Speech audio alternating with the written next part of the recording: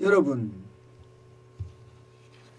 소비자 물가, 생활 물가, 밥상 물가 올해도 폭발할 것 같습니다.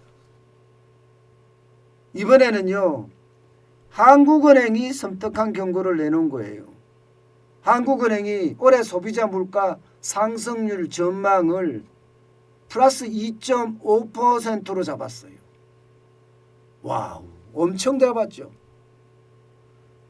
2020년에 물가가 엄청 오를 때 한국은행은 인플레이션이 아니다, 일시적이다 이렇게 이야기를 했거든요. 사실 그때 틀렸어요. 완전히 틀렸습니다. 그래서 물가를 쉽게 말하면 내팽개치다시피 했습니다. 그래서 물가에 대한 통제가 제대로 나오지도 않았고요. 물가에 대한 정책도 이게 제대로 안 나왔어요. 그래서 물가가 지금 천정부지로 올라가고 있습니다. 문제는 여러분, 문제는 2021년도 작년도예요. 작년도에 소비자 물가가 여러분 2% 올라간다고 전망했습니다. 당초 한국은행은요 1.8% 정도라고 얘기도 했었습니다. 그런데 작년에 소비자 물가가 얼마나 올라갔습니까? 2.5% 올라갔습니다. 2.5%. 그야말로 2011년 이후에 최고치입니다. 2011년 이후에. 그러면 13년 만에 최고치인가요? 13년 만에 12년 만이네. 12년 만에 최고치죠. 12년 만에 최고치를 이룰 정도로 소비자 물가가 올라갔습니다. 만약에 이렇다면 말입니다. 지금 한국은행은 2%를 예측을 했는데도 2.5%로 올라갔는데 2.5%를 예측을 하면 얼마나 올라갈까요? 저는 한국은행이 예측하는 것보다가 지금 물가는 더 올라간다고 봅니다. 일반적으로 한국은행이 예측할 때 이게 물가 전망을 할 때 심리적 요소도 들어가거든요. 저는 심리적 요소가 안 들어가면 2.5%가 올라갈 수 있지만 저는 심리적 요소가 들어갔을 때는 물가는 이거보다 훨씬 더 많이 올라갈 수 있을 거라고 생각을 합니다. 그렇게 되면 지금 2022년 올해 소비자 물가도 2.5%를 넘어서지 않을까 하는 그런 생각을 할 수밖에 없습니다. 게다가 말입니다, 여러분. 지금 정부 정책을 내다보면요. 도저히 물가를 잡을 수 있는 정책은 없어요. 게다가 여러분도 알다시피 물가 자체가 지금 정부가 통제할 수 있는 그런 물가가 없습니다. 심지어 말입니다. 정부는요. 이재명 더불어민주당 대선 후보가 쌀값이 떨어질지도 모른다. 27만 ton을 시장 격리해라.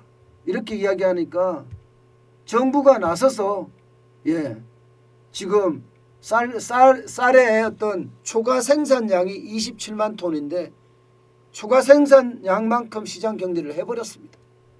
물가 올라가라는 거죠. 물가 올라가라는 거. 지금까지 쌀값 많이 올라갔으니까 사실 물가가 좀 떨어지게 놔두는 것도 맞거든요. 그런데 정부가 나서서 오히려 물가를 부추기고 있습니다. 그러니 이게 물가가 잡히겠습니까? 저는 물가 정책도 완전히 정치가 덮었다고 생각을 해요. 부동산 정책, 금융 정책, 이제는 물가 정책까지도 정치가 경제를 덮어버렸어요. 물가 정책을 포퓰리즘으로 쓰고 있다는 뜻입니다. 그렇게 되면 여러분, 저는 2.5%보다가 더 많이 올라갈 수도 있다고 생각을 합니다. 게다가 한국은행 이주열 총재도 올해 물가가 상당 기간 3%대 흐름을 이어갈 것이라고 이야기를 했습니다. 그만큼 말입니다.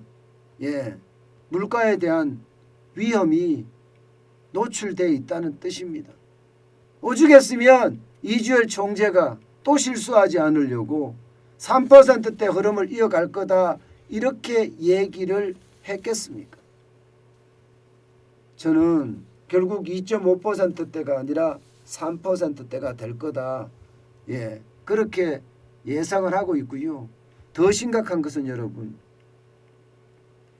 이게 우리는 주거비가 포함이 안 됐습니다. 주거비가 포함이 안 된 물가 상승률이기 때문에 주거비가 포함이 됐을 때는 5%, 6% 올라간다는 뜻이고요. 이렇게 되면 말입니다. 생활물가 얼마나 올라갈까요? 예, 생활물가는 우리가 통제하지 못할 수준으로 올라갈 가능성도 있습니다. 여기에다가 소비자 물가는요. 죄송합니다. 밥상 물가는요. 밥상 물가는 그보다 더 많이 올라갈 수도 있습니다. 저는 물가에 대한 어떤 심각성 점점 더 저는 커질 거라고 봅니다. 지금 정부가 보는 시각과 정환준이가 보는 시각이 굉장히 틀려요. 여러분도 아마 느끼실 거예요. 그런데 지금까지 제가 보는 시각이 거의 맞았죠. 그죠? 거의 맞았습니다. 제가 보는 시각이 틀리지 않았습니다. 예, 정부가 보는 시각은요. 이게 경제에 대한 진실을 말하고 있지 않습니다. 이게 포장된, 다시 말해서 내년 대통령 선거 때문에 경제가 좋다는 이야기만 계속하고 있거든요. 그렇지 않습니다. 분명히 경제는 나빠지고 있고요. 올해 물가는 심각하게 저는 올라갈 거다. 이렇게 예상합니다.